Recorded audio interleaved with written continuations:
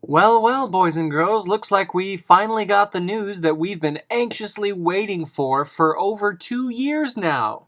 The villains for Batman 3 The Dark Knight Rises have finally been revealed. It's official. Tom Hardy has been cast to play the villain Bane, and Anne Hathaway has been cast to play Catwoman. My initial reaction?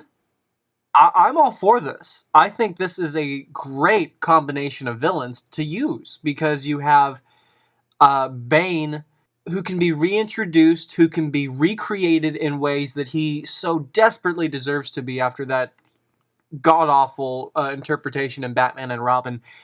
He can easily be Nolanized, and Catwoman can easily be Nolanized. These are two great villains to use for this new movie. But let me go through them one by one because I have a lot to say. So, firstly, there's Bane, played by Tom Hardy. Now, you couldn't ask for a better actor than Tom Hardy to be in a Nolan film. He's already proved it in Inception. I absolutely love him. And he's also been in other really great artsy films, and he's just a great actor.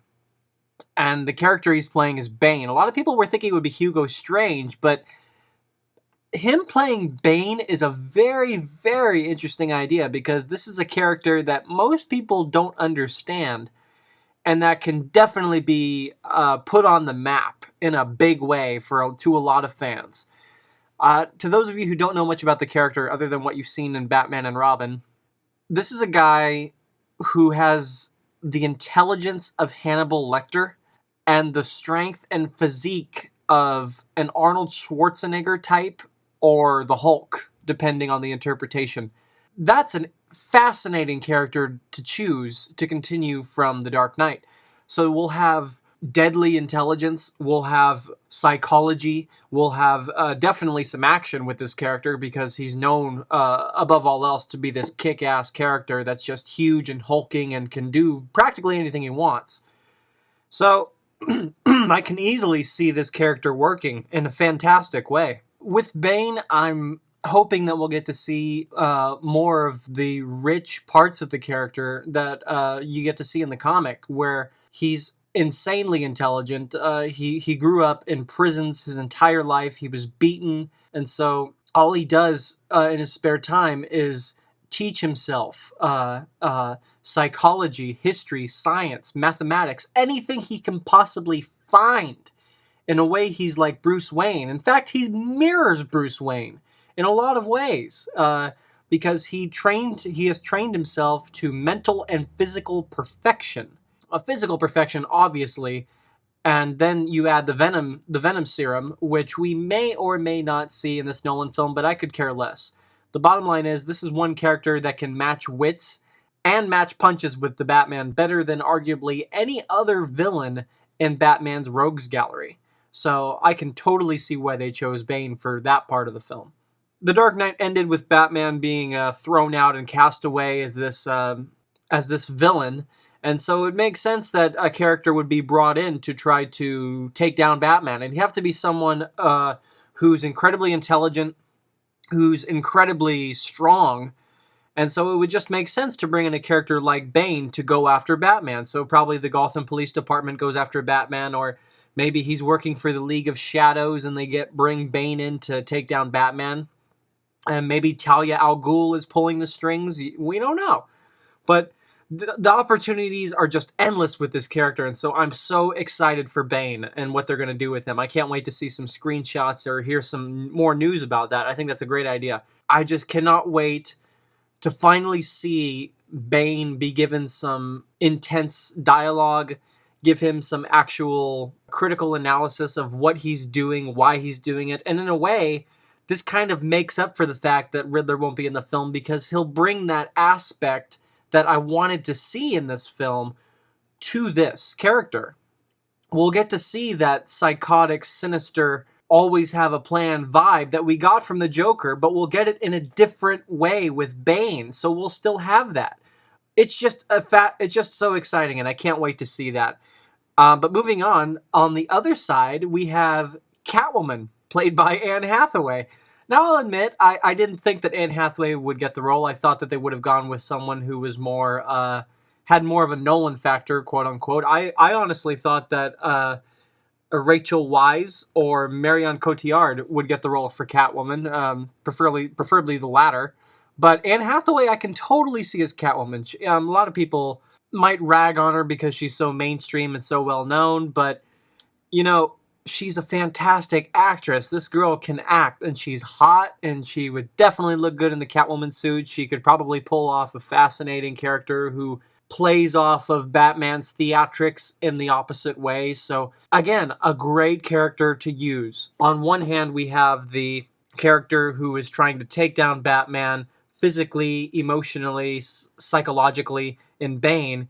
So we'll get that thriller action aspect. And on the other hand, we'll have Catwoman, who plays into Batman's theatrics and the line from the first movie, theatricality and deception are powerful weapons. We'll get to see that played out with the character, Catwoman, and we'll get to see a lot of eye candy, obviously, and some romantic tension with Selena Kyle. And Anne Hathaway, people might have bitched about Rachel Dawes being played by Maggie Gyllenhaal, which I still hate.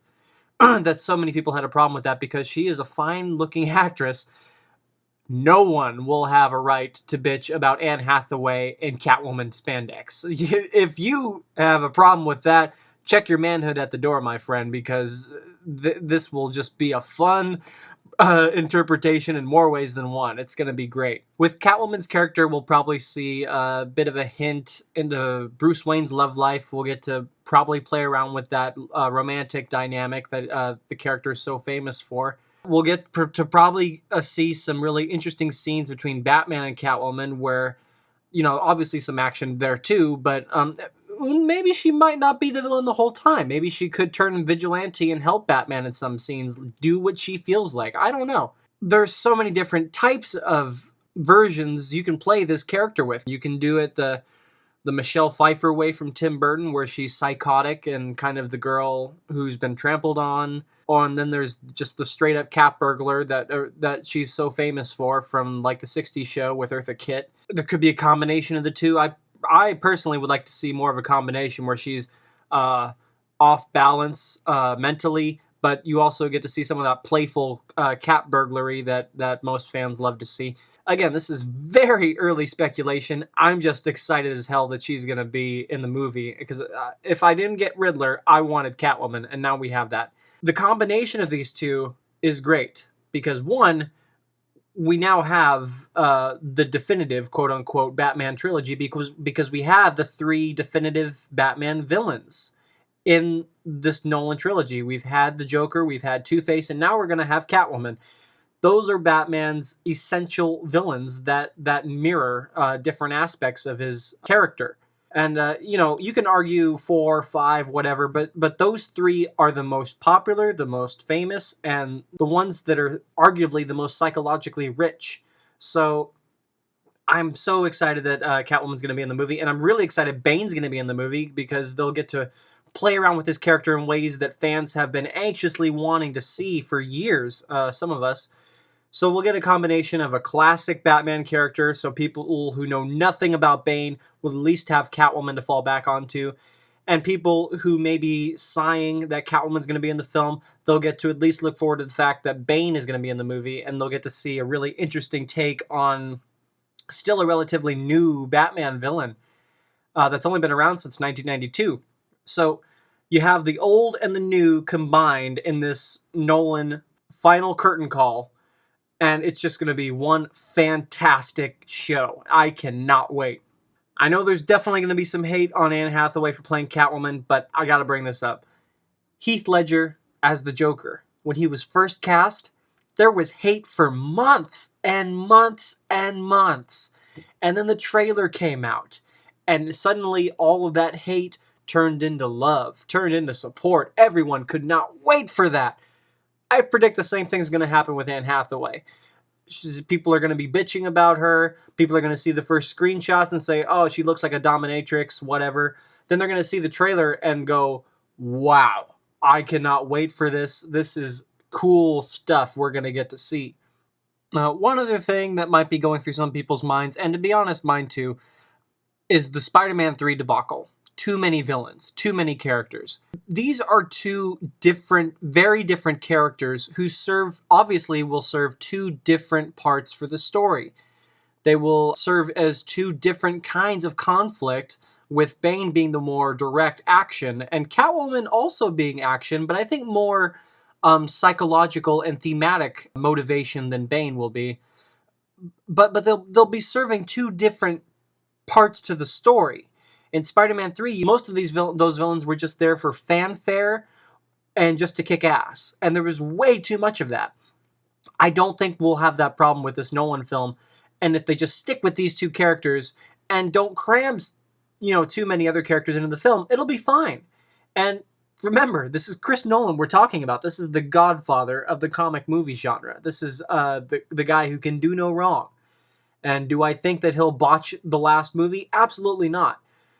Because he could have easily walked away after The Dark Knight, and he would have still been regarded as the greatest director in this genre ever. And he wouldn't come back unless he felt he had a story to tell and had a way to tell it that would either match or, dare I say, surpass The Dark Knight. Now, do I think that these characters can actually be Oscar-worthy the way the Joker was played? It's still way too early to tell. It's only the day they've been announced. I have absolutely no idea. I would hope so. I'd love to see Anne Hathaway up for an Oscar for Catwoman. That'd be incredible. Or Tom Hardy as Bane. That'd be great. I mean, it can do nothing but good things for these characters to be portrayed true to the mythos, or take chances with the mythos, change a few things if you want. This is Christopher Nolan we're talking about. But do it in ways that will enhance their career as actors and also just excite the hell out of the fans because they've honored the mythos and made the stories fun as a film and also as a comic movie. Yeah, to sum up, I'm excited. They couldn't have chosen a better selection of villains. I cannot wait. 2012 is going to be a hell of a party. And I'll definitely be there at the midnight showing, cheering with the rest of the audience at the good parts of this movie. So, what do you guys think? I'm ecstatic for this. Hope you guys like it too. If not, tell me why. Who did you want to see? And who do you want to see play these characters? Who would you rather see play these characters if you're not happy with the choices? Until then, I'm Silver Lightsaber, and I'm ecstatic. Bye, guys.